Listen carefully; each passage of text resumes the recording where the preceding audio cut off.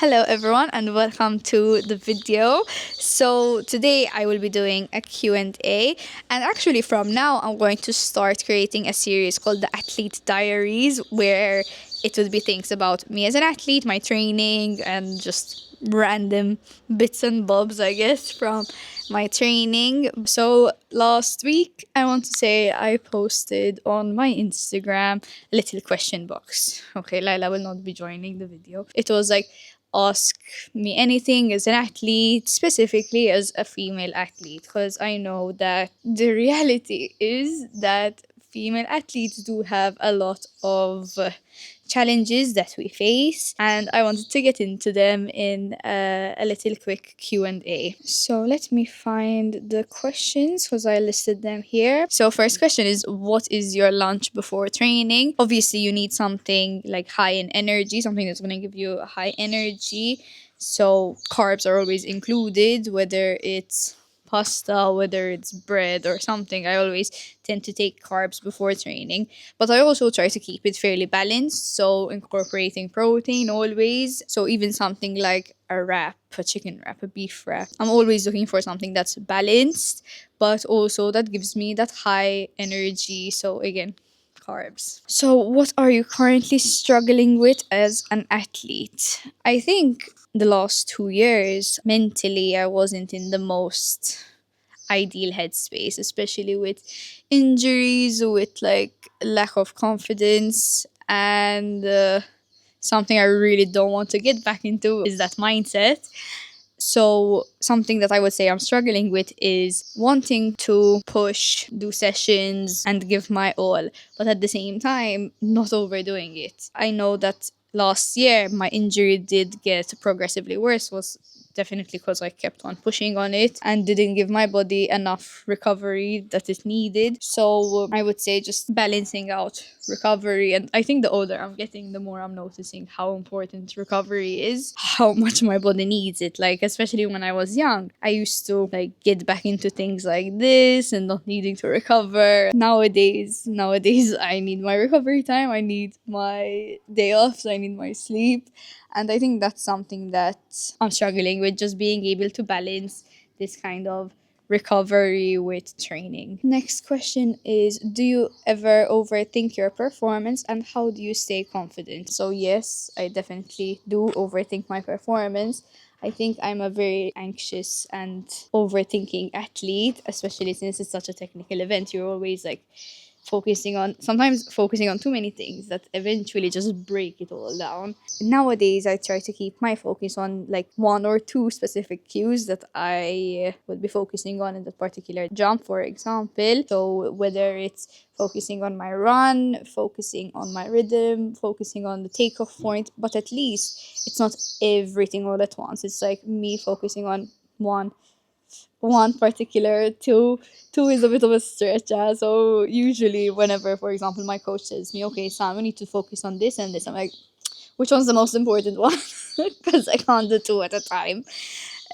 So just focusing on that one keyword, even in competitions, like always reminding myself that's like I've done this before, and just to take it one step at a time, to focus on what I typically do focus on in training. And with regards to confidence, my confidence has finally come back this year. Last year I was not, even the year before, I wasn't feeling very confident in myself as an athlete.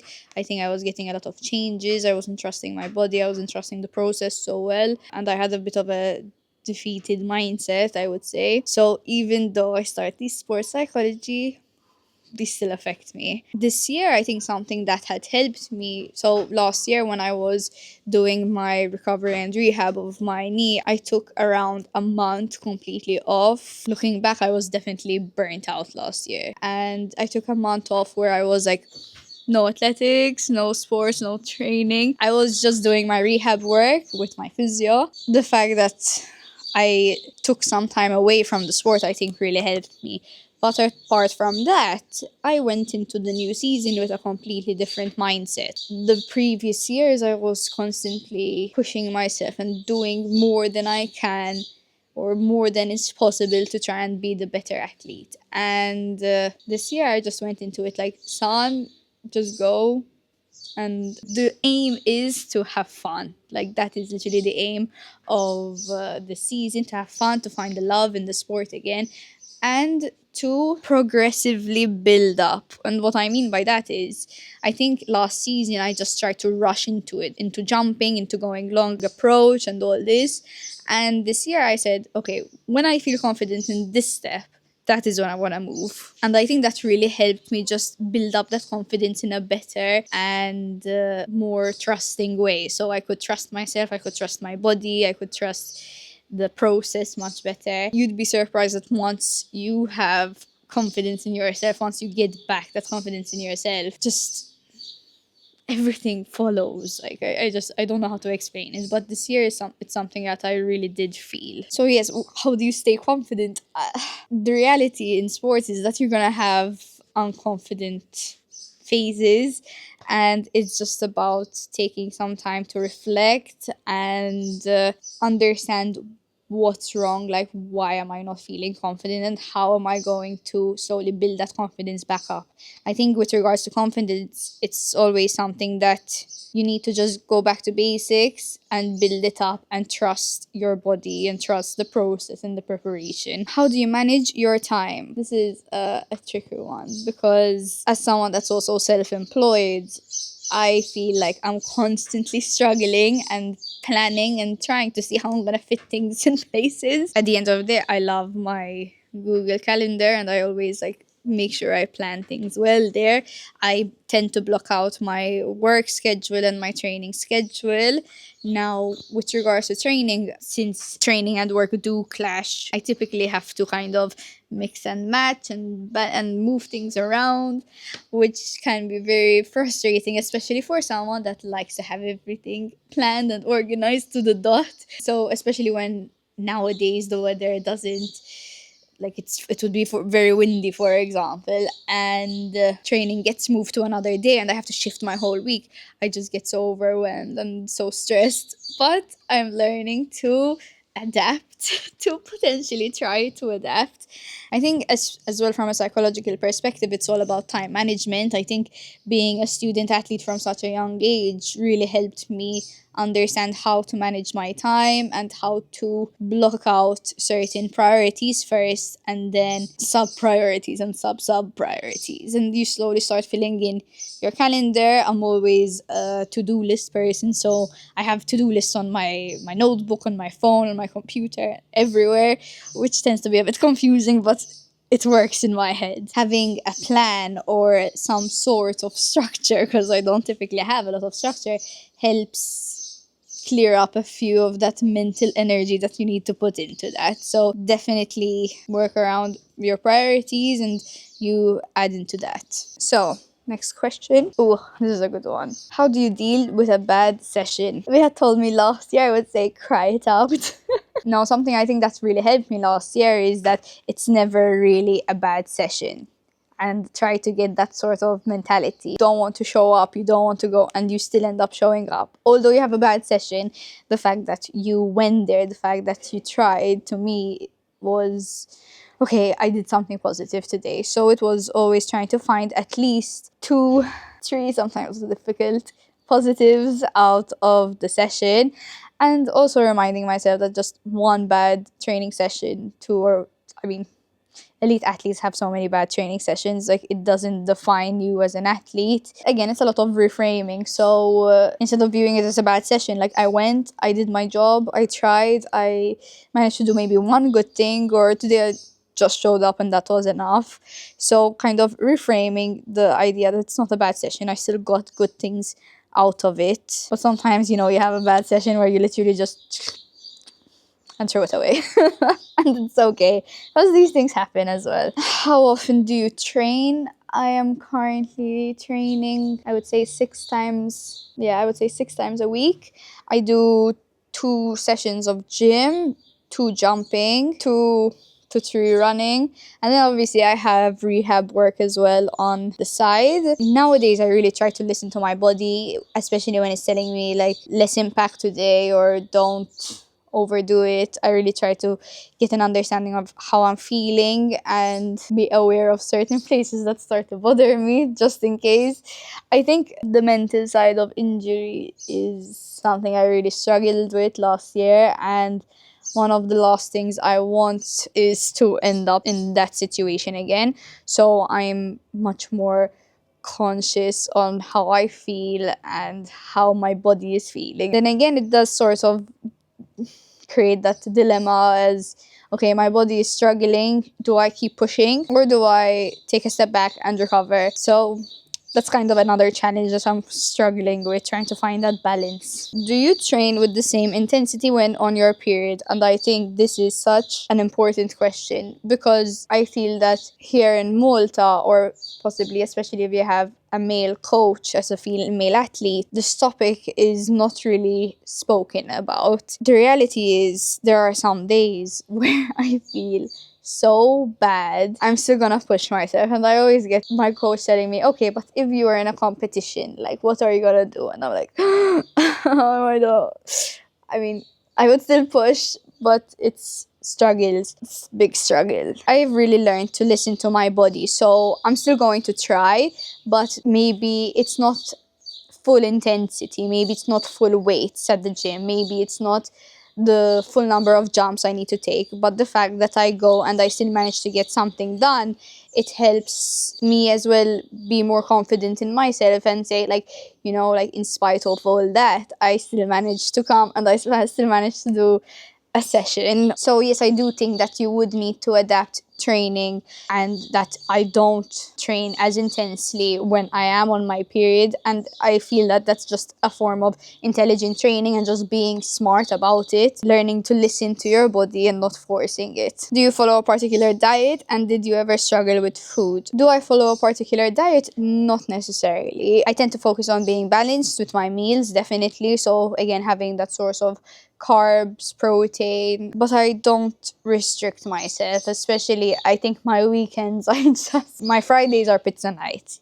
Even if I'm competing the next day, Fridays are pizza night. So it's not like strict. I think as an athlete, I've had phases where I'd be focused on food. In my head, it was always, I need to eat less, especially in gymnastics. We were very focused on weight and you need to be light and all this. So it had gotten to me. I think I remember once I was still a gymnast and I was around 16 years old, and instead of taking bread, because I used to take bread with me to school, I had started taking salads. And I had felt so weak in training that I said, like, I can't continue this, because then you have 4 hours of training and I would just be broken. So again, it's important to understand that food is there to fuel you and it shouldn't be restricted. You just need to be smart into maybe what you're eating, but at the end of the day, it's all about balance. Again, I love my pizzas, I love my burgers, I like my takeout. Again, I think it's just understanding that it's fueling your performance, but also food is food. Like, enjoy food. I love food.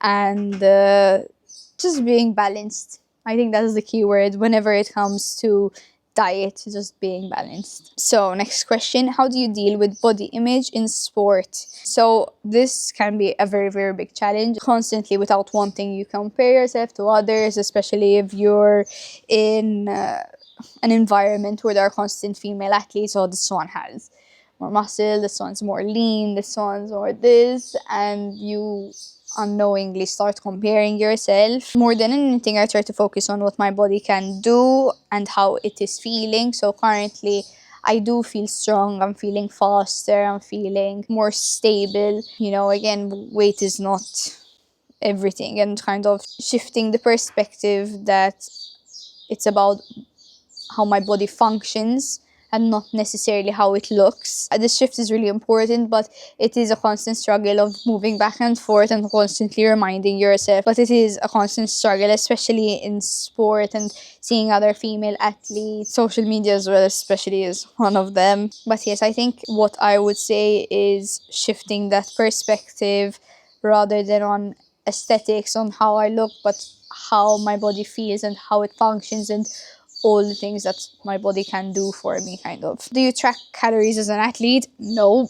Again, I just focus on listening to my body, ensuring that I eat enough and I'm fueling well and that everything is balanced. Especially psychologically, tracking calories can create extra stress and potentially an unhealthy relationship with food.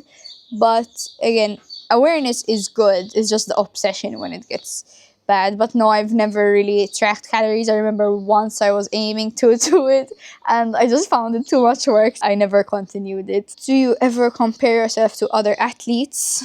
Yes, as I was saying, it happens a lot and it's hard not to. I think especially in a sport setting where you're constantly comparing yourself to others, constantly having to be better, but I always try to just focus on myself, focus on my own journey and how I feel at the end of the day and how I am progressing rather than comparing. Like, everyone has their own story to write and it's important that we just focus on that. I think comparison can either possibly motivate you or it can possibly harm you, especially if you're someone that struggles with self-confidence, but it depends how you use it. So if I want to use it to push me to be better or if I want to use it to break me, that's completely different. At the end of the day, you always need to compare yourself to yourself and to your journey and remember that everyone has their own strengths, their own weaknesses. Everyone is going through something and it's important to just focus on you and what you're capable of and just your own progress. And last question. So do you ever feel guilty for taking rest days? Yes, this is something I was mentioning as well before, that currently I think balancing recovery and training has been something that's constantly on my mind, something that I want to listen to my body and I want to recover well, because especially now, the older I'm getting, I'm feeling that my body needs its recovery.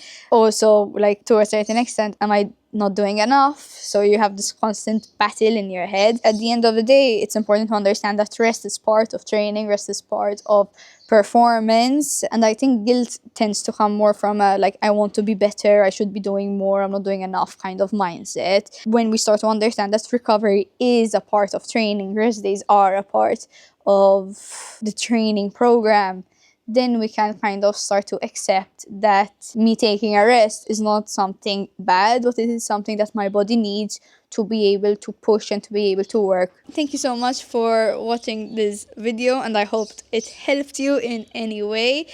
If you did enjoy it, please don't forget to like, comment and subscribe, and I will see you again next time. Bye.